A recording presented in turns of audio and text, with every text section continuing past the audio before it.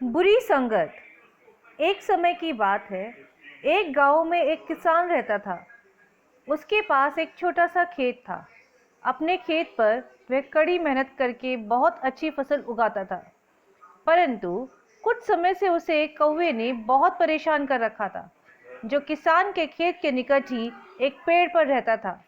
जब फसल पककर तैयार हो जाती थी तो वह कौवा अपने सभी साथियों को बुलाकर फसल पर धावा बोल देता था और फसल को बहुत नुकसान पहुंचाता था।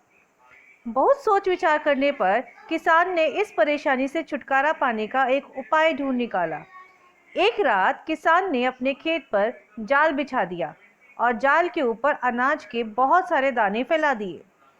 पू फटने पर जैसे ही कौवे की नज़र अनाज के दानों पर पड़ी तो उसने अपने सभी साथियों को अनाज पर धावा बोलने के लिए पुकारा। थोड़ी ही देर में खेत में बहुत सारे कौवे अनाज चुगने के लिए उतर आए। दुर्भाग्य से एक कबूतर भी उन कौवों के साथ खेत में अनाज चुगने आ गया और उन सभी कौवों के साथ किसान के बिछाए जाल में फंस गया। शाम को जब किसान खेत पर आया तो उन सारे कौवों को जाल में फंसा देखकर फूला ना समाया। वह बोला, दुष्ट पक्षियों, तुमने मेरी फसल को बहुत नुकसान पहुंचाया है। आज तुम उस नुकसान की भरपाई करोगे। तभी किसान को गुज्जर गूं की आवाज सुनाई दी। आवाज सुनते ही किसान ने जैसे ही जाल पर नजर दौड़ाई, उसे कौवों के बीच एक सफेद कबूतर फंसा हुआ दिखाई दिया। कबूतर बहुत डरा हुआ था।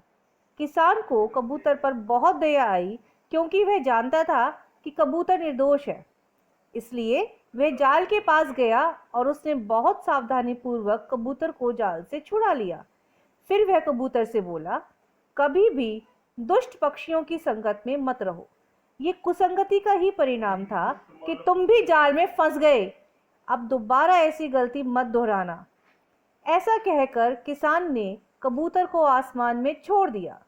फिर उसने अपने खेत की रखवाली करने वाले कुत्तों को बुलाया और उन्हें कौवों का अंत करने के लिए खेत में छोड़ दिया। हमें इस कहानी से शिक्षा मिलती है कि बुरी संगत के बुरे परिणाम होते हैं।